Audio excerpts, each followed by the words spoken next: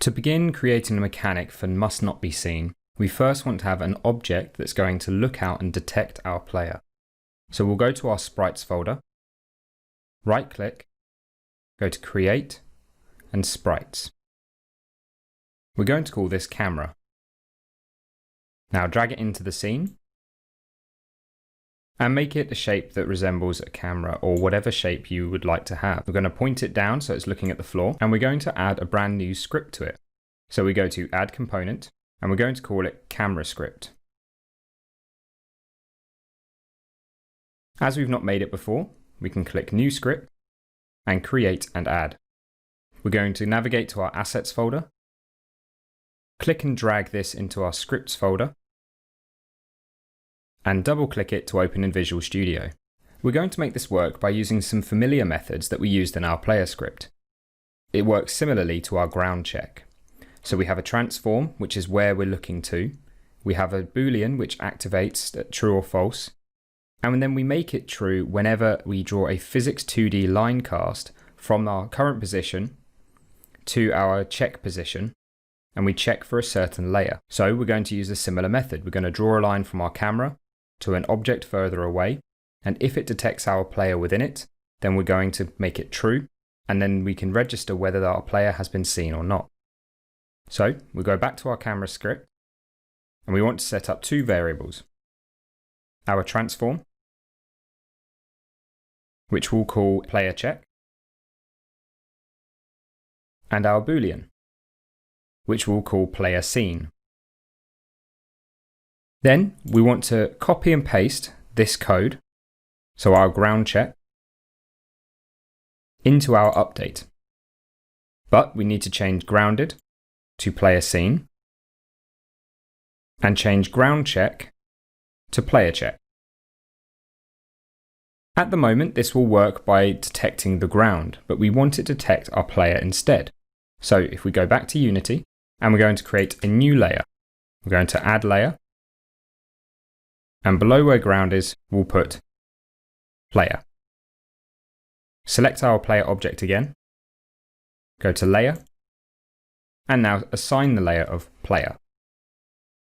So we have our ground check object underneath our player, and it's asking whether we want to change the layer for that object as well. Because we don't want to draw the detection, we'll select no, and it will only apply it to our player itself. So now we've changed our layer name.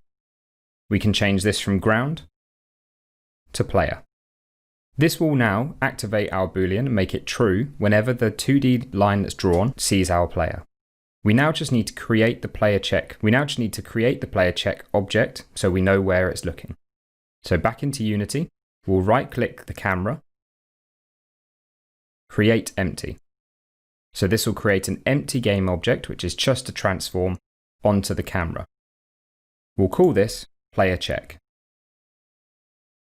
And we're going to move it into the scene view and pressing W, and we're going to move it so it's further down into our scene.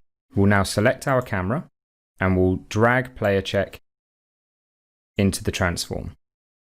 Now in order for us to test this effectively, we want to make the boolean public, and we also want to be able to see the line when we're playing. So if we go into our script, we're going to make our boolean public, and below our player scene check, we're going to write debug.drawLine. We open a bracket, and you see it wants a vector3 start and a vector3 end. We can simply take the exact same start and end positions and paste them into here. End with a semicolon and save the script. The last step is in our game view to turn gizmos on by clicking this icon in the top right. This allows us to be able to see the debug line that's being drawn and detect and compare whether it's turning our player scene to true. Now we hit play, and you'll see the line being drawn. If the player now walks into it, player scene is true, and if we walk out, it's now false again. To make this a win or lose condition for your player, we can use similar methods to a collision object. So back in our script, we want to reference the player object, so we're going to make a new variable that's public. It's of type game object, and we'll call it player.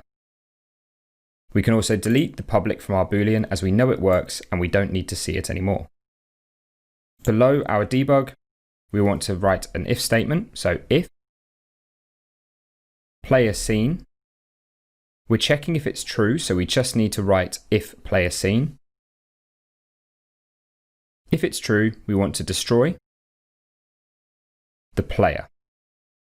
Final step back in Unity is to select our camera, drag and drop our player into the player field here. And if we now test play the game, if we walk into the cone of view, our player is destroyed and the game ends. If we want to replicate these cameras throughout the scene, we can create a new folder in our assets. So we right click, go to create and folder. We're going to name this prefab. And I'm going to click and drag my camera from the hierarchy down into this folder. This now has made a prefab or a prefabricated object of the camera. And if I now place this in the scene from the project, I can rotate it into any sort of position I want. I'll expand here and check the player check position. You can see it's rotated with our camera. And if we press play, you'll notice we now have 2 lines to avoid.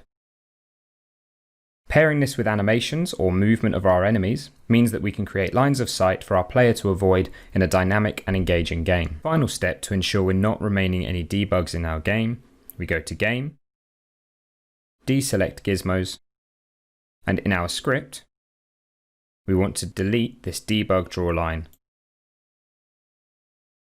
The debugs won't run when we've built the game out, and we don't need them there because they're a continuous check.